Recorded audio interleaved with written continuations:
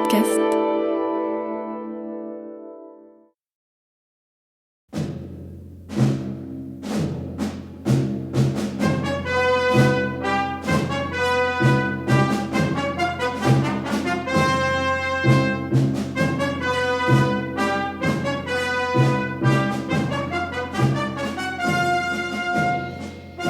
France Culture présente La guerre et la paix de Léon Tolstoï. Adaptation de Georges Devy.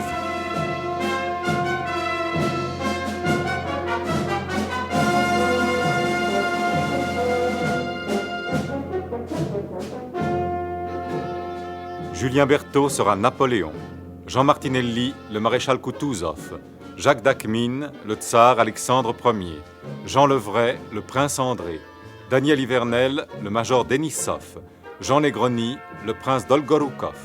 Marcel Lestan, le colonel Lemarois. Fred Fischer, un général allemand. Serge Nadeau, le général Bagration. Jean-Pierre Lituac, le général Miloradovitch. Roger Brett, Nicolas Rastov. Henri Djanik, le sergent Betnikov. Et Gérard Dournel, le capitaine Nevitsky. Les scènes que nous vous présentons aujourd'hui ont pour cadre le camp des armées russes à Olmütz en Autriche, le quartier général de l'empereur Napoléon et le champ de bataille d'Austerlitz. 1er décembre 1805. Une baraque d'officiers derrière les positions russes. Un peu de silence, messieurs! Un peu de silence! Aïe! Paline! Nous fêtons cette nuit notre cher Denisov promu major. Et nous avons déjà vidé pas mal de bouteilles, c'est entendu. Mais nous n'avons pas encore bu à la santé de l'empereur. Buvons à la santé de Sa Majesté Alexandre Ier. À la santé de Sa Majesté Alexandre Ier. Et à la victoire sur les Français.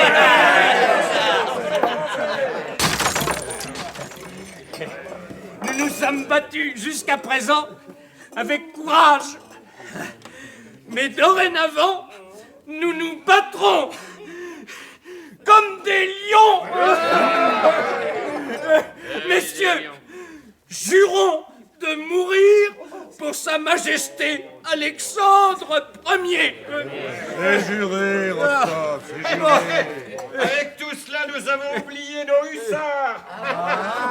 Ils doivent se morfondre dans leur bivouac en nous entendant gueuler et casser les verres. Et pourquoi, s'il te plaît, Paline? Pour cette simple raison que leurs gosiers, eux, sont secs, mon cher. C'est vrai. Et cependant, ils ont le droit de fêter eux aussi la promotion de Denisov et l'arrivée de l'empereur sur le front. Denisov ordonne qu'on leur distribue une double ration de vodka. Ah, oui, une triple ration, si tu veux. Je ne saurais rien te refuser, mon cher Rostov. Merci pour eux. J'ai une idée. Et si nous leur portions la vodka, hein? J'ai entendu dire que les officiers anglais pour Noël apportent eux-mêmes à leurs hommes de l'alcool et du tabac. Hein? Et la présence de Sa Majesté ici, c'est pour nous Noël, n'est-ce pas? Rostov, avez-vous oublié le dicton? Si tu tends ton doigt au diable, il t'arrachera le bras. Les Russes ne sont pas des Anglais. Des sornettes. Les Russes valent les Anglais. Ouais, l'idée de Rostov me plaît. Il y a là-dedans quelque chose de généreux. Oui, d'élégant. Elle ne pouvait n'être que dans son esprit. Mais non, tu déménages, mon cher major. N'importe qui aurait pu. Non. Je sais ce que je dis. Qu'on le veuille ou non, il y a une différence énorme entre les gens bien nés et la roture. Alors ça... Non, allez, mais assez parlé, là. Allons voir nos hussards. Messieurs, gardez-vous. Bouteille en main. En avant, marche.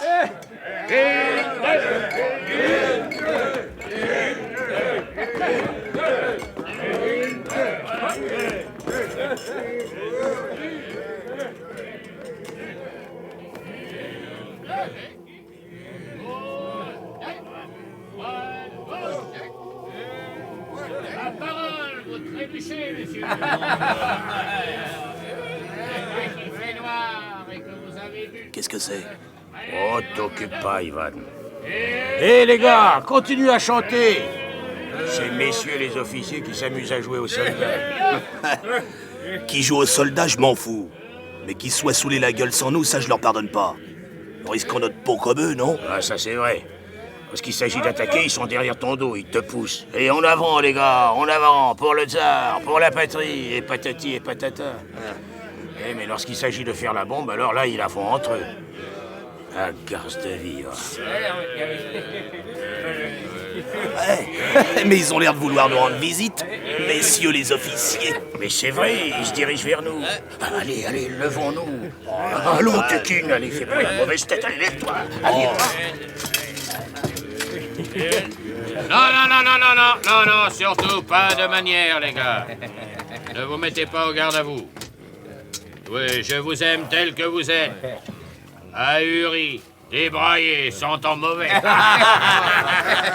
Car moi, le major Vaska Denisov, je prétends qu'il n'y a pas dans le monde de meilleur soldat que le soldat russe. Voilà. Laisse ça, Denisov. Tu n'es pas venu ici pour tenir des discours. Oh oui, c'est exact, c'est exact. Avez-vous soif, les gars? Pour avoir soif, votre honneur, on a soif. Mais s'il s'agit de flotte, on n'en veut pas. C'est franc, c'est net, n'est-ce pas, messieurs? Les hussards ont soif, mais ils ne veulent pas de la flotte. Ils veulent de la vodka. Eh bien, mes gars, vous aurez de la vodka. Sergent, apportez 2 seaux. Plein de notre alcool national. Allez, va, dépêche-toi, feignant. Bon alors, merci.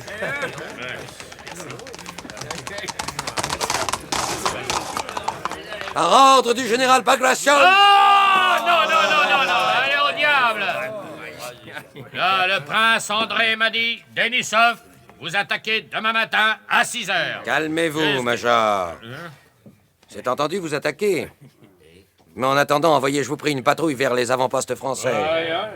Une patrouille en pleine nuit. Oui. Vous êtes ivre, Major. Je me demande même si vous êtes capable de désigner l'officier qui commandera cette patrouille. Non, mais vous m'insultez, il me semble. Hein? Si nous n'étions pas en campagne, je vous aurais demandé... Réparation, n'est-ce pas? Oui. Vous n'avez que cette phrase à la bouche. Allez, désignez immédiatement un officier. Monsieur le prince Dolgorukov! Si par hasard vous ne m'aviez pas reconnu! Dans ce cas-là, excusez-moi, prince. Mais l'arrivée de l'empereur sur le front, l'amour que nous lui portons, et vous comprenez... Non, mais je désigne le chef de la patrouille. Lieutenant Rostov! 20 hommes! Et allez voir ce que font les Français! Allez.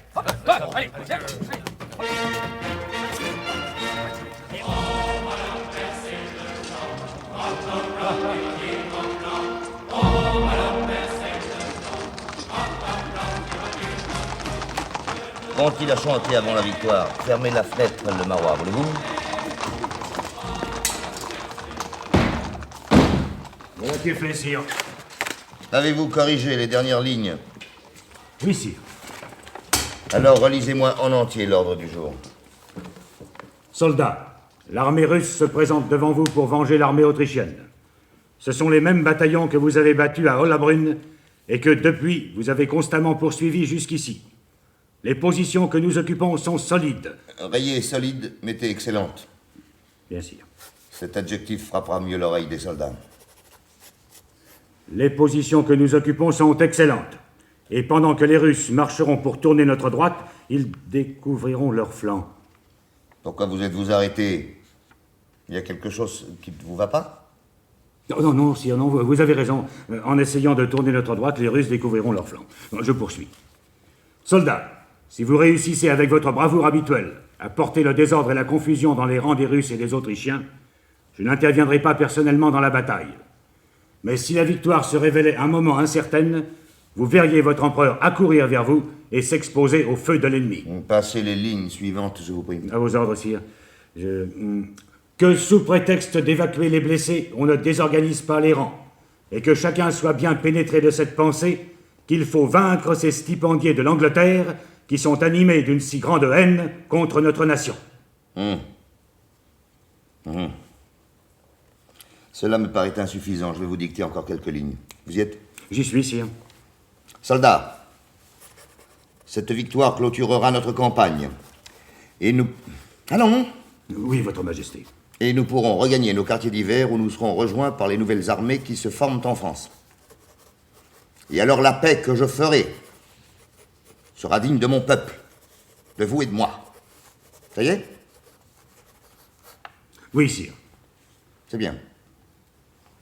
Faites copier cet ordre du jour en plusieurs exemplaires et distribuez-le aux commandants de régiment, qu'ils le lisent à leurs hommes. Vous remuez les lèvres, le marois. Je parie que vous voulez me dire quelque chose. Oui, sire. Alors, dites. Et si, avant d'engager la bataille, vous envoyiez encore un message à Alexandre Ier? Non.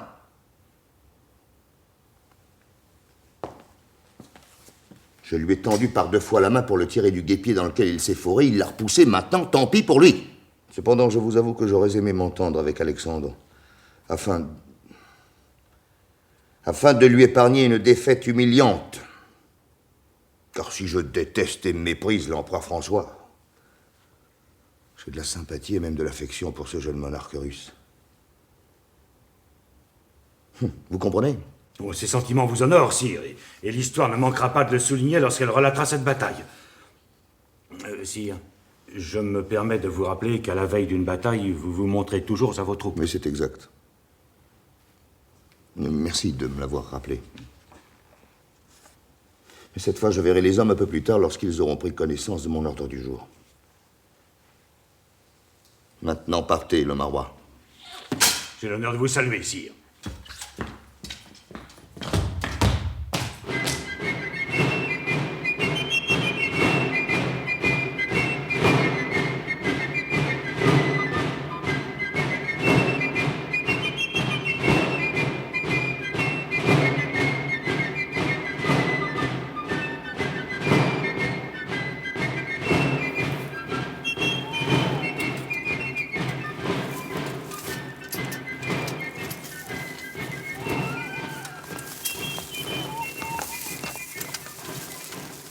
Voilà les avant-postes des Français.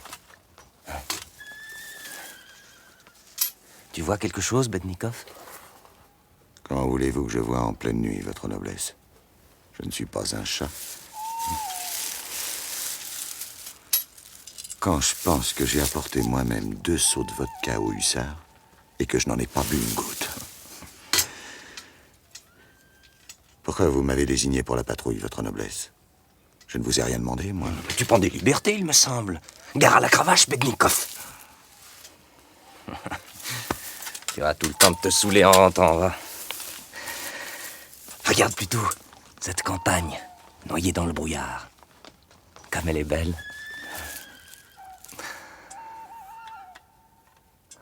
Tu n'entends rien? Rien, votre noblesse. En effet, on n'entend rien. On voit rien. Par conséquent... je tombe de sommeil. Et toi? Tu n'as pas envie de dormir? Nous, on a l'habitude de se passer de sommeil. On rentre, votre noblesse? Non. On va faire encore un tour par acquis de conscience. Tu as vu l'empereur? Ah oui. Il s'est arrêté juste en face de moi.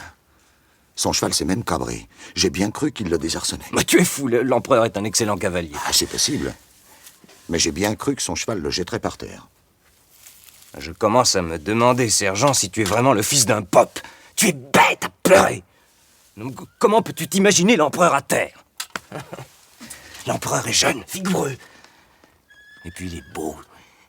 Il est beau comme le soleil qui dissipe les nuages. Et mon plus grand désir, c'est de pouvoir un jour mourir pour lui. Sous ses yeux.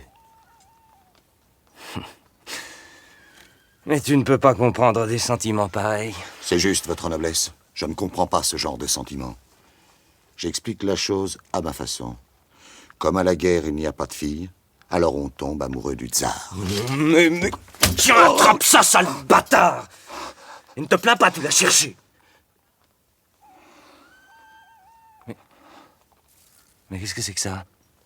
On dirait qu'on allume des feux au pied de la colline, tout le long des positions françaises. Pourquoi faire?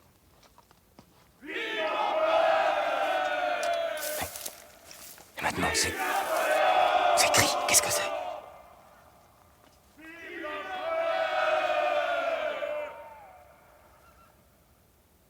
Ah. Ils acclament leur empereur.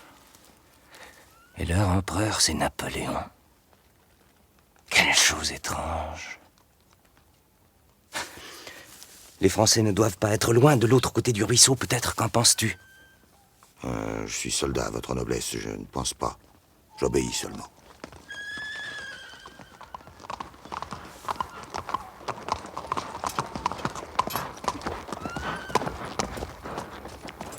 Le comte Rostov, s'il vous plaît. C'est moi? Qui êtes-vous? L'aide de camp du général Bagration. Venez, le général vous réclame.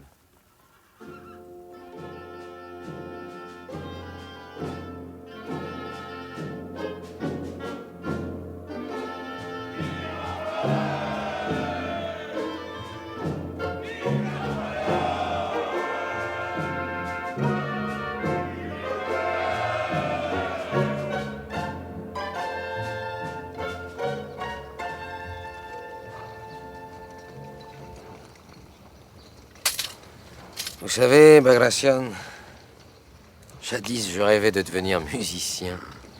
Et dès que je voyais un piano, je ne pouvais pas me retenir, je me jetais sur lui. Ah, que tout cela est loin.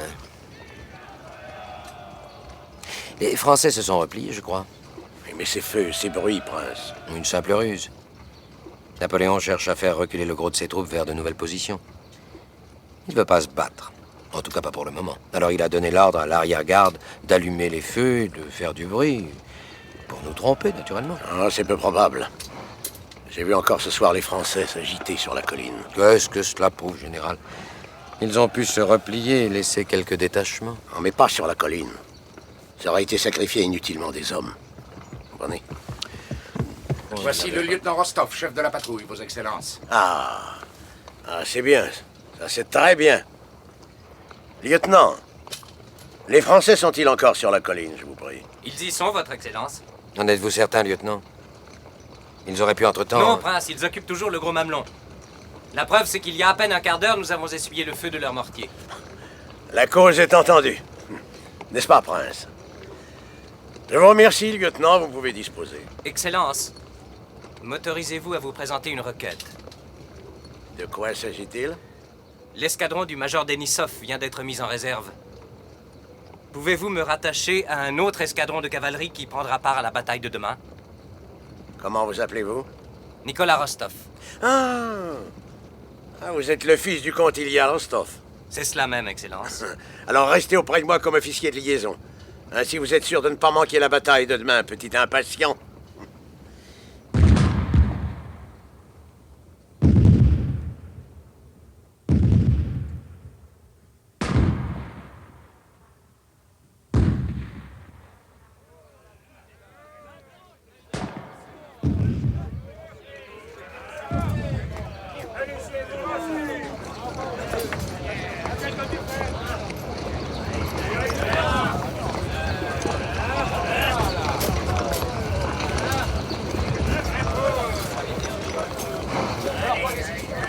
Pourquoi on n'avance plus? Le chemin est barré? Penses-tu, c'est à cause du désordre qu'on est arrêté?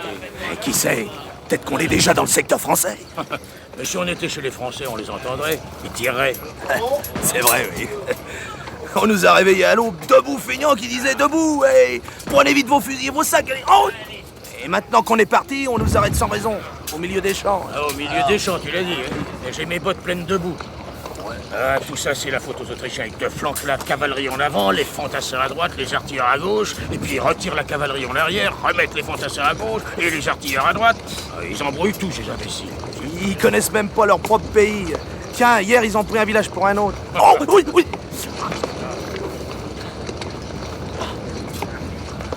De quel bataillon êtes-vous? 3e, votre noblesse. Alors que faites-vous ici? Il y a longtemps que vous devriez être en tête du régiment. Maintenant, vous ne passerez pas avant ce soir. Qui commande ces hommes? Moi! Ah, c'est le capitaine. Pourquoi n'avez-vous pas obéi à l'ordre reçu? À quel ordre, je vous prie, monsieur l'aide de camp? J'en ai reçu au moins 10 des ordres. Est-ce que vous vous moqueriez de moi par hasard? Vous ne voyez pas que nous sommes bloqués, que je ne peux pas faire avancer mes soldats d'un pas? Je vois, ne vous énervez pas, capitaine. Essayez plutôt de gagner les premières lignes. N'oubliez pas que vous deviez prendre position à 9h et que vous n'avez même pas fait la moitié du chemin. Vous fichez-moi le camp! Sinon, je vous réduis en bouillie! C'est bon, je m'en vais. Mais je vous ferai payer cher votre grossièreté. Croyez-moi. Gottes Willen, aber was ist das da für eine Bordell? Ich werde Ihnen zeigen! Ah, hören Sie mal, was ist das denn für eine Schweinebande? Verfluchte Soldaten! Pas de Disziplin, pas de courage, nichts haben Sie! Moi, fusiller tous ces grédins, hein? Verfluchte Schweinehunde! Ja, was ist denn das? Was ist denn das für? Ah, weiter! Vas-y, Sdas. Vas-y, Sdas. Pas moyen de comprendre ce qui va arriver, mais quand on pense que ces gens-là nous commandent... Et encore, ils menacent de nous fusiller.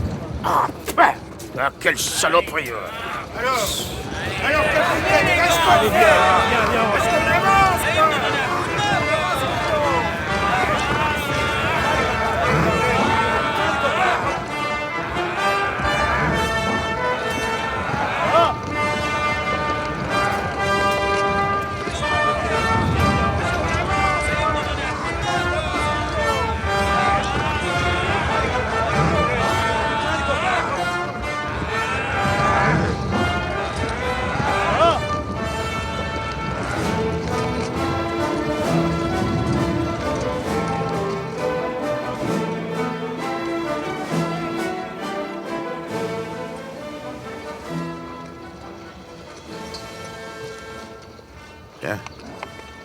Je dirais que le brouillard commence à se dissiper.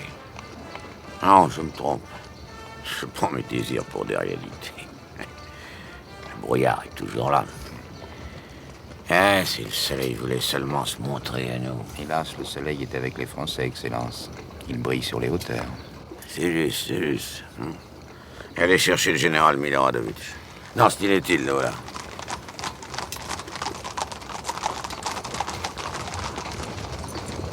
J'ai l'honneur de vous saluer, Votre Excellence. Saluez, général, et bien bas. Car j'ai envie de me séparer de vous. Pourquoi déployez-vous ainsi vos troupes? Mais pour leur donner du cœur au ventre. Bon. Ne vous inquiétez pas, Votre Excellence. Je les reformerai en colonne par 8 à la sortie du village. Sortie du village? Vous voulez donc les faire massacrer par les Français? Vous êtes fous?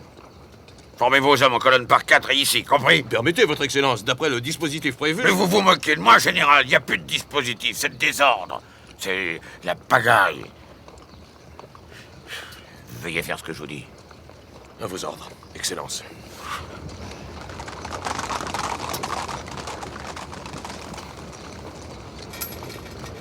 Dites donc, Volkonski, le lieu n'est pas à prendre avec des pincettes aujourd'hui, ça promet. Dans les circonstances actuelles, je trouve votre remarque déplacée, Nevitsky. Comme je vois, il n'y a pas que les Français qui gagnent du terrain, la mauvaise humeur aussi.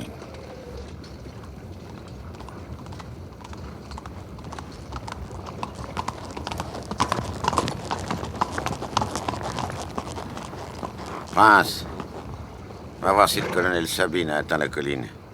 Si oui, dis-lui de s'arrêter et d'attendre. Et une seconde. Demande-lui si les tirailleurs sont à leur poste. Et maintenant pars, mon cher.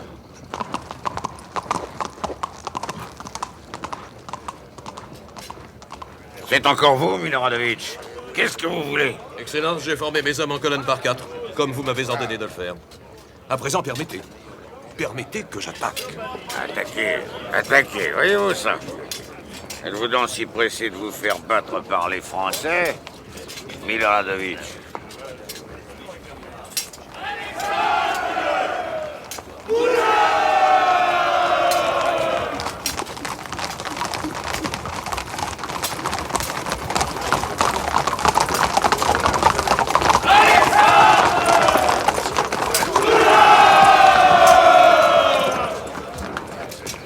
Bien, Sa Majesté Majesté amène avec elle l'empereur François. En renfort, sans doute. Soldats, garde à vous! Pourquoi ne commencez-vous pas? Pourquoi, Votre Majesté? Mais parce que j'attends. Et qu'attendez-vous, je vous prie, monsieur le commandant en chef? Que toutes nos troupes soient rassemblées, Votre Majesté. Mais nous ne sommes pas sur le champ de Mars, mon cher. Et ce n'est pas une parade. Nous ne pouvons pas attendre pour commencer que tous les régiments soient arrivés. Je ne suis pas de votre avis, Votre Majesté. Si je ne commence pas, c'est précisément parce que nous ne sommes pas à la parade, sur le champ de Mars. Cela suffit, Mikhail Larionovitch. Veuillez commencer, je vous prie. C'est un ordre. Un ordre? Oh, très bien. Alors je commence.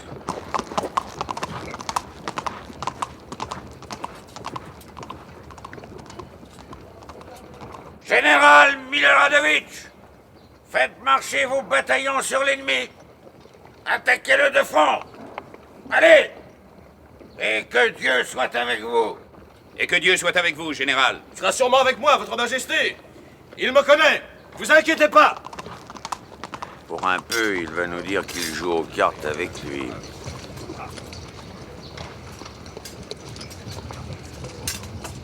C'est pas le premier village que vous allez enlever, les gars. Vous en avez déjà enlevé des dizaines. Ne baissez pas la tête devant les balles. Ne pensez pas à la mort. La mort, ce n'est rien.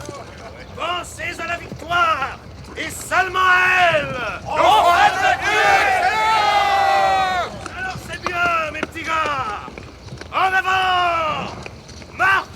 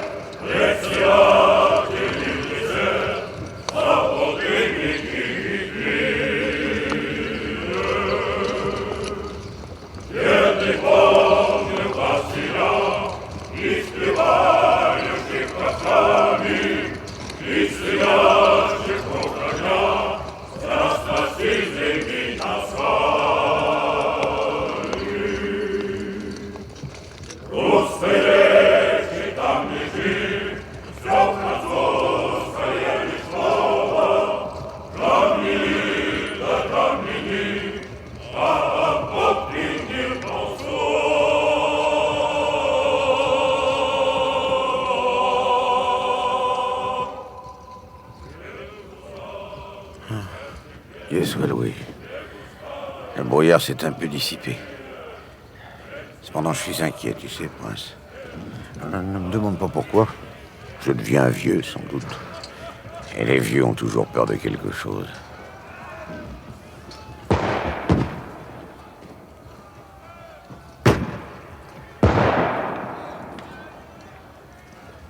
Je me demande sur qui il tire. Il n'a pas encore pu atteindre les positions françaises. Sur personne, sans doute. C'est pour se donner du courage. À moins que le général Miloradovitch n'ait pris les Autrichiens pour des Français.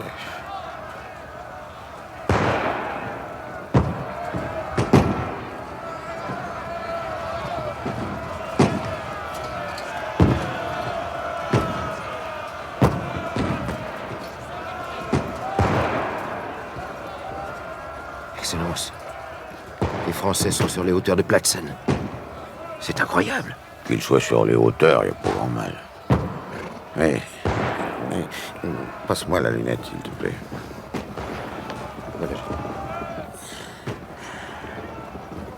Ah non, je ne me suis pas trompé. Ils sont également dans la plaine. Ça veut dire qu'ils ont culbuté l'armée du général Bagration et ont dispersé les Autrichiens. On les croyait au moins à 2 verstes. Et ils sont devant nous à 300 mètres à peine.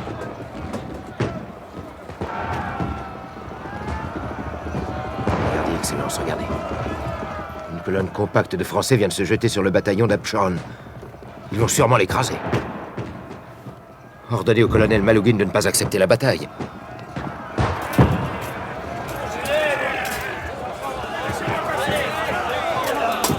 Après le brouillard, C'est la fumée. On se verra même pas mourir. Et cesse de chialer.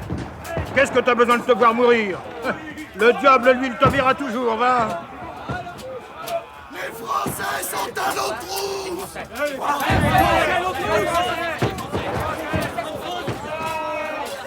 Les Français sont à l'eau trousse. Il paraît qu'ils ont capturé le tsar et tous ses généraux. Les généraux, ce n'est rien, mais le tsar, oh Dieu miséricorde. Qu'est-ce que tu racontes, Féodor? On ne capture pas les tsars. Et en tout cas, ça ne se fait pas à la guerre. Moi, j'ai jamais vu ça depuis 40 ans. Ah, tu crois? N'empêche que les Français, eux, ils ont fait prisonnier le nôtre. Et où ça, frère? Sur la glace du lac. Juste au moment où ils cherchaient à gagner l'autre rive. Ah, tu ne me crois pas, hein? Eh bien, c'est le sergent Douktin qui me l'a dit. Et il a fait le signe de la croix. Il a fait le signe de la croix? Alors c'est que c'est vrai. Et sans le tsar, nous sommes perdus. Oh là, les gars! Inutile de continuer à nous battre! Nous n'avons plus de tsar! Sauf qui peut! Sauf qui peut!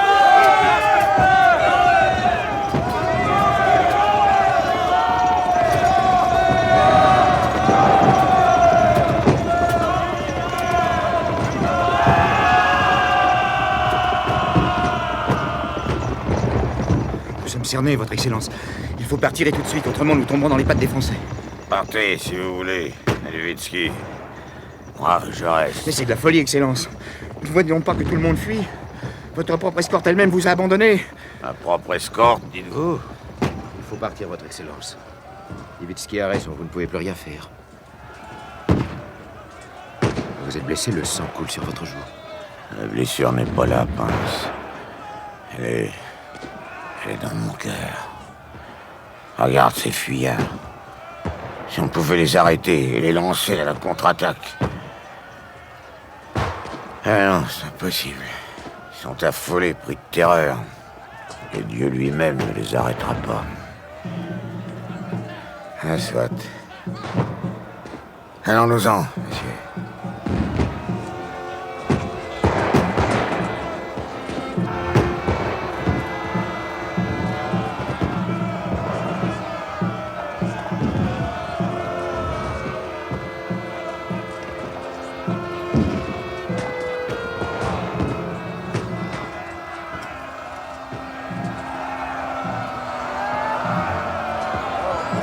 Les Français ont attaqué la 3e batterie, Votre Excellence. C'est un désastre. Et que font les troupes de couverture, Netvisky? Que font-elles? Elles fuient, Excellence, comme les autres. Mettez-vous à l'abri. Si les Français vous reconnaissent, ils dirigeront leur feu sur vous. Arrêtez les fuyards! Arrêtez-les! Oh, les misérables!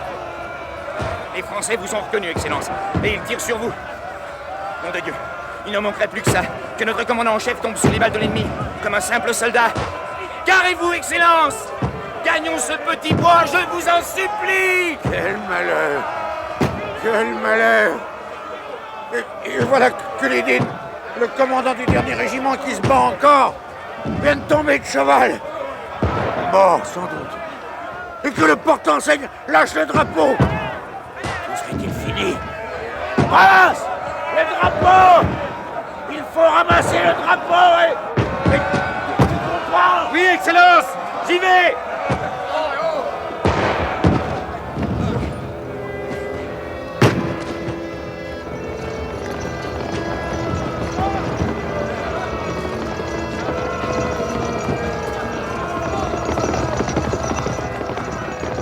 France Culture vient de vous présenter La guerre et la paix de Léon Tolstoï, adaptation de Georges Govy.